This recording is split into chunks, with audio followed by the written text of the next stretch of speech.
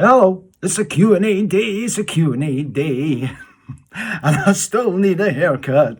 Yeah! Yeah, so another week's went by. I mean, I don't know if it's just me, but I feel as if the weeks are getting quicker. Maybe I'm just of an age now. Tick-a-dum, tick-a-dum. But, yeah, that week went quick there. So, what's the first question here? Catherine Mikatia, love your outfit today with check trousers. How did you know I was going to be wearing the check trousers today? Do you have a stylist? No, no, no. No, I haven't said that. If you're doing like a photo shoot, maybe for a magazine or an album cover, then, there's been times that I've used a stylist. I remember working with Gok Wan a few times. He was very good. But, it's fair to say, I have like, what you tend to do is just brief maybe the stylist about what designers you like, or if it's like, suits or whatever. I love Oswald Tang's suits, and I've always been a big fan of his work.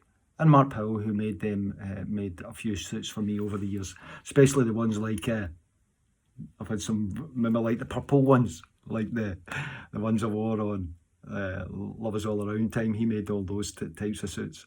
And it's funny to look back at some of those fashion faux pas, of which I shared them with you.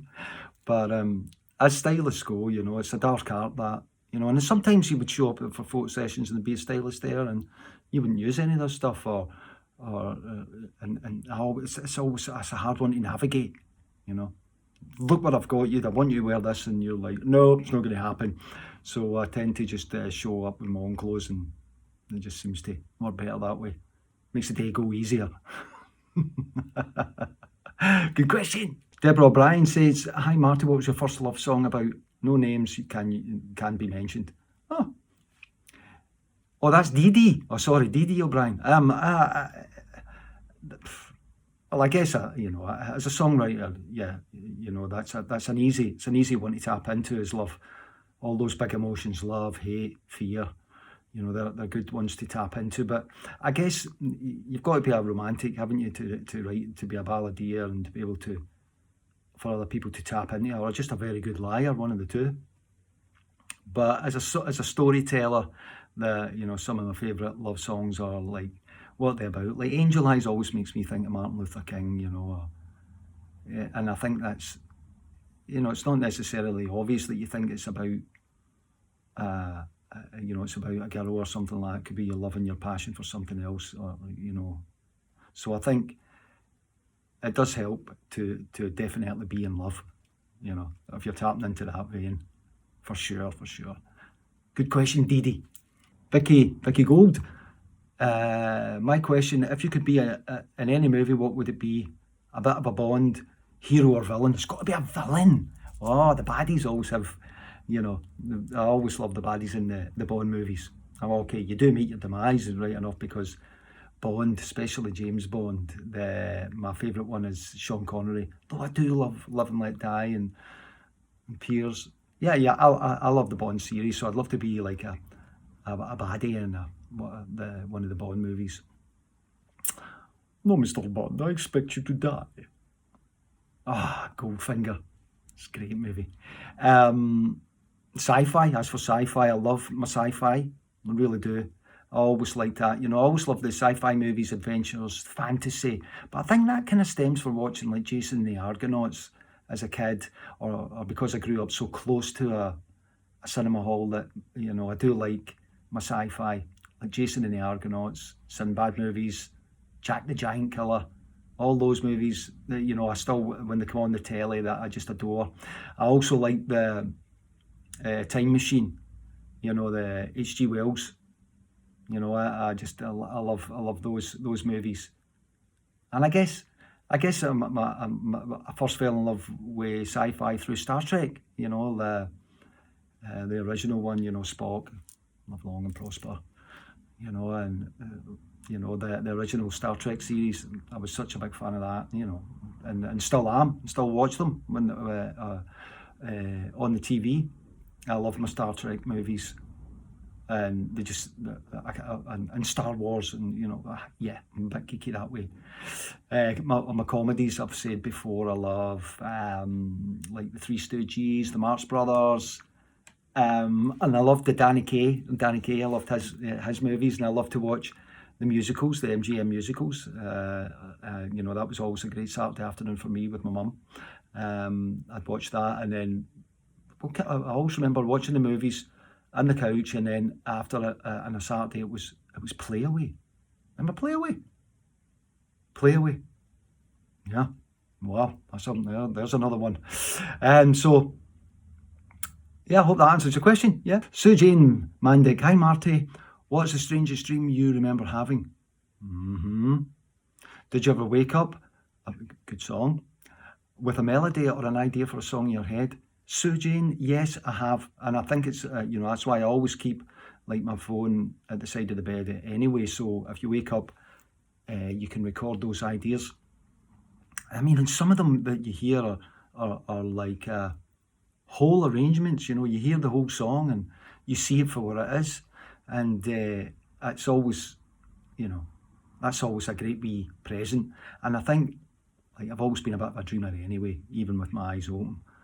That especially if you're dreaming about maybe loved ones or something, and it's so, it's so real that you wake up in the morning, especially if they've passed over, then you think, those dreams are so powerful that you wear them all day, or you continue to think about them for a long time because they're so real, and it hurts sometimes because you think, oh, that was so real, what I'd give for that. And so I think dreams are powerful things, and should be cherished. And especially if you're dreaming, if there's any young people starting off their career and they're thinking about doing what they do, it's so important to nurture those dreams, especially as an adult with your children, to try and make that happen for them, because real life comes a knocking on the door and people get scared.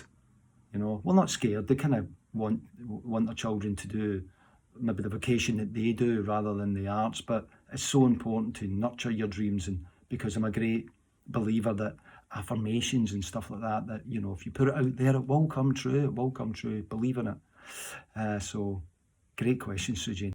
Beverly Maher is asking me, do you have any bad habits? And now be honest. Me, bad habits? Yeah, I've got loads, I really have. And I always have a tendency to, like, see if we're watching a movie or something and it's like a detective series, I'm always like, yeah, that's the person who did it. Yeah, she killed him, and it's like, can you not just watch it, and I'm always trying to second guess it.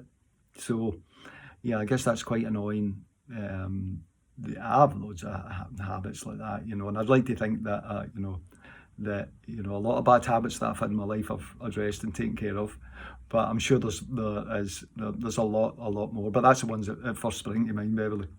Why don't you share and tell me what your bad habits are? Yeah. And isn't it amazing that sometimes, like, sound of, like, if I hear someone when eating like in theatre, one of my pet hates, if you're on stage and it's an intimate moment, boiled sweets, the boiled sweetie wrappers, or somebody will start crunching on something, and you can hear that, you clearly hear that. And I remember so many times wanting to say out loud, will you stop? But you don't, you go on with it because you're in the moment. But yeah, I don't know why I say that, but good question, Beverly. Hello, Teresa Smith has asked me, when your career began to take off, did you make any impulse purchase just because you could? Health and happiness to you and yours. Thank you very much. Yeah, you did all that, because, I think, like lots of bad Versace clothes I bought, especially, and you're trying to wear that when you grow, you go maybe up to your mum's house or go for a few pints with your dad at the local pub, and you'll be swanning in with your top of the pops gear on or something like that, just didn't read well.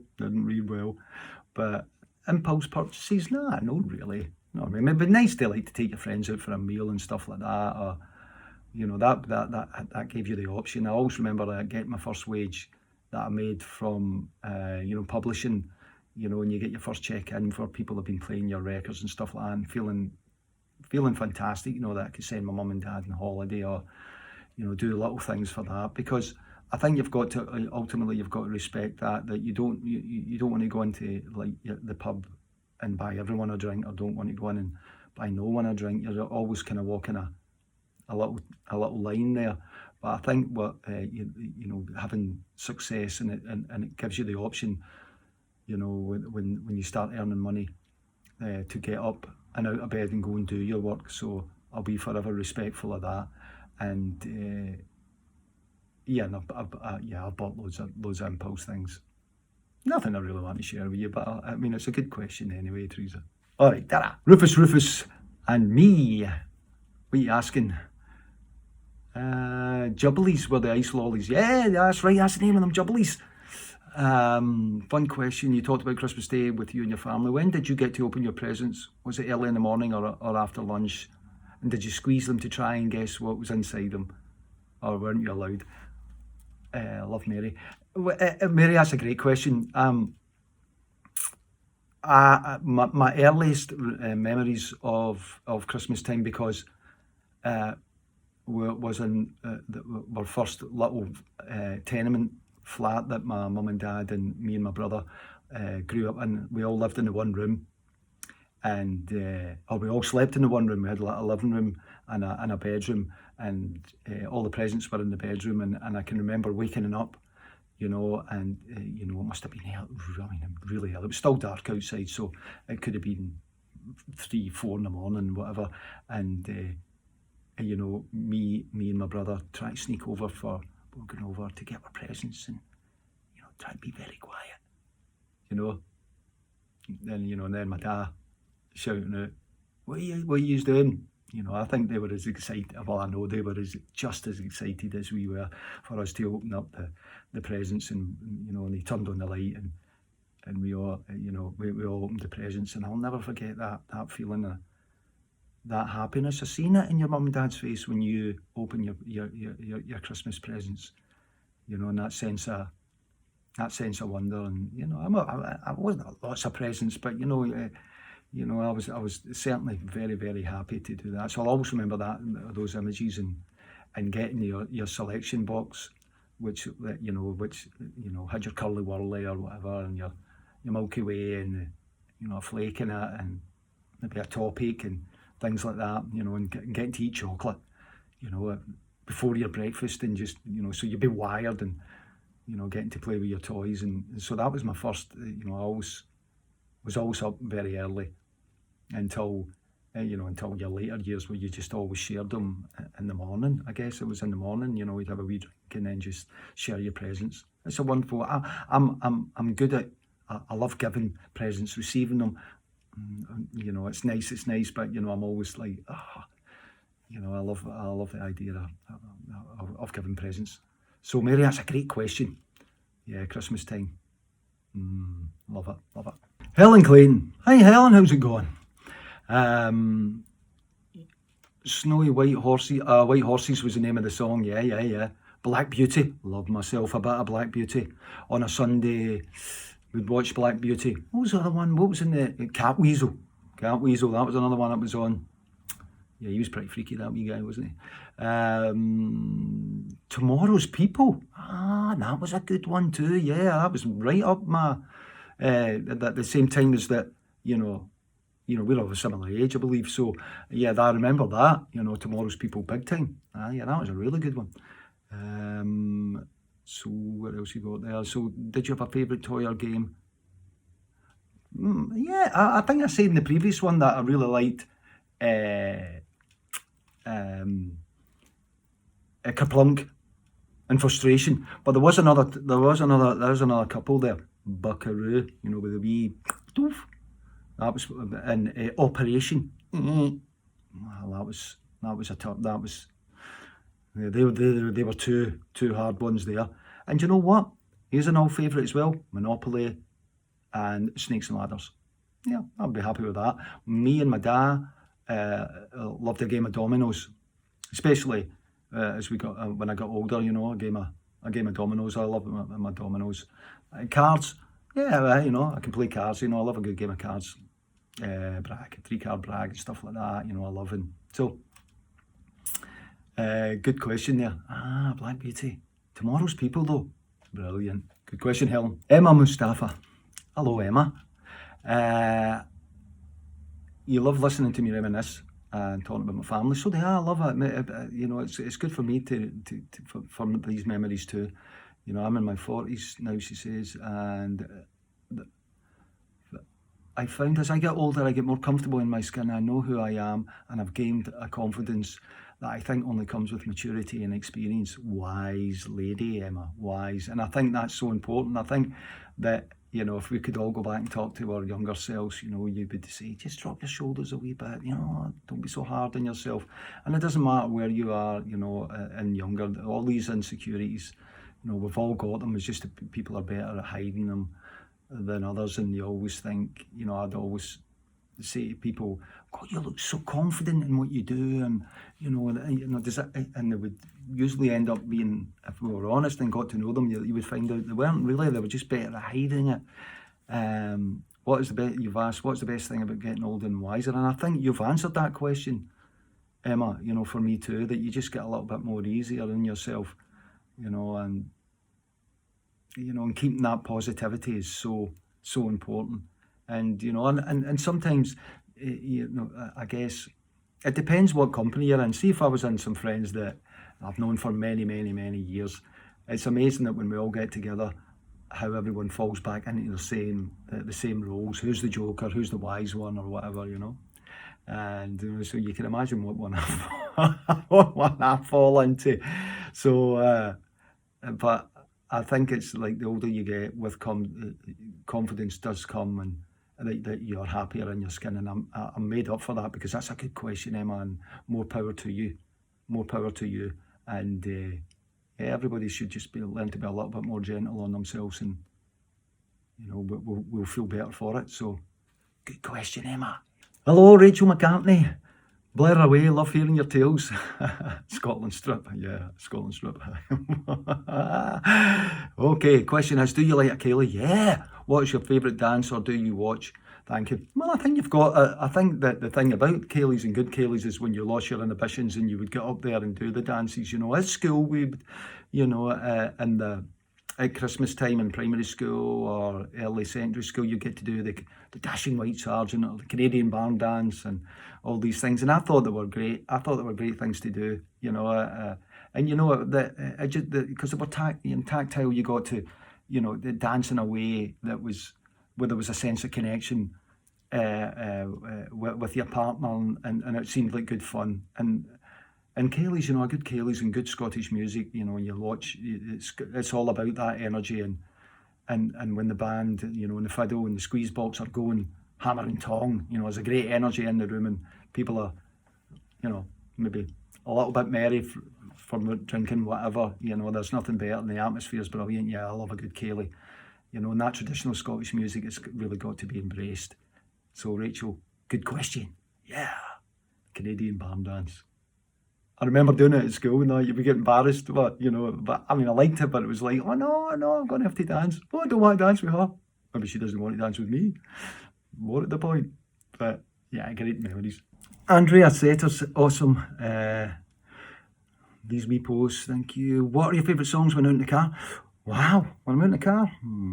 Well, when I'm in the car, what I have attention, I listen to a lot of classical music. I put on classical music because I find it a lot more easier when I'm driving, especially if you're driving in central London, you know, and you're in a wee bit of a hurry or anything like that, you know, and Enter Sandman comes on or something by Metallica.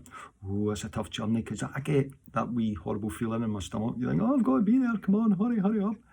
So if it's just me in the car, listening to classical music, something mellow, just to enjoy the journey.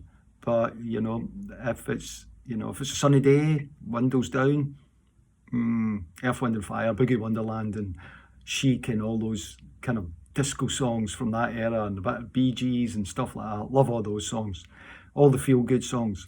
Well, I love nothing better if you're on the radio and you're listening to the radio, and you know, one of those songs will come on. It's like, yeah, it's always great. And it is weird. It's, you know, and I still find it you know, I still get a big buzz if I, you know, if I hear one of my songs coming on the radio.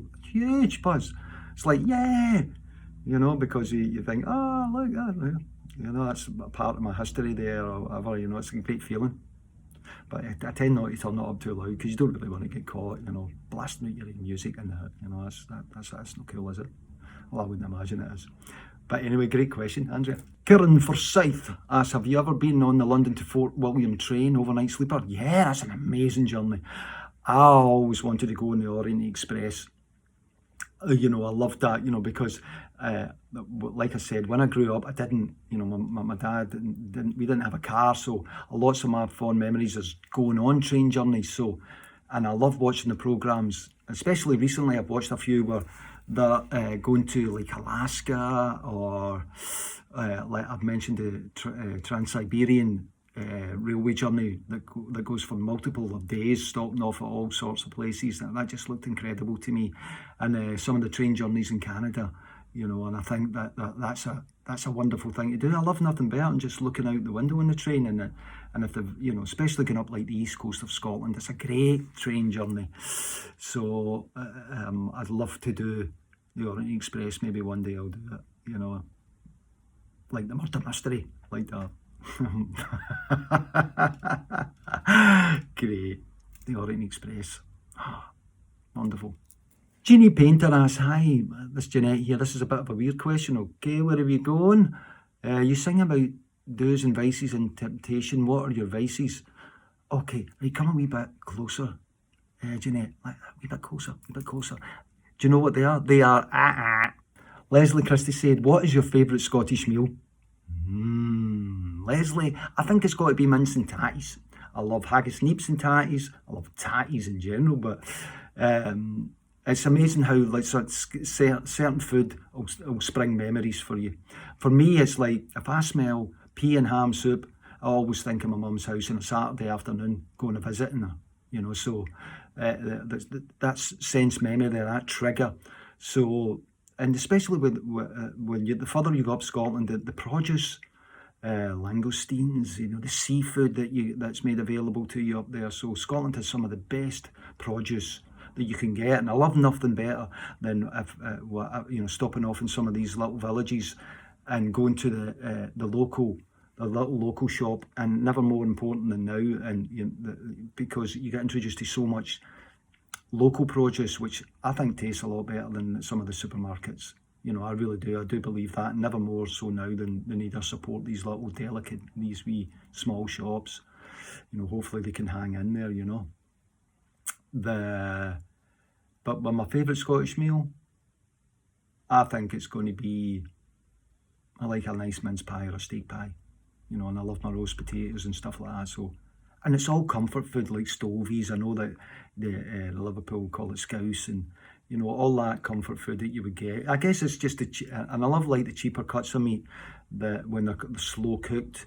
You know, I think they taste better as well. You know, you know, and my mother, you know, was very good at dealing with that. You know, those type of lamb shanks and stuff like that. You know, back in the day, I remember eating that and it tasting really great. You know, but I tend not to eat a lot of meat these days. But you know, I'm more fish really. Just up the vegetables, up the pulses. Chickpeas, your friend. Love it.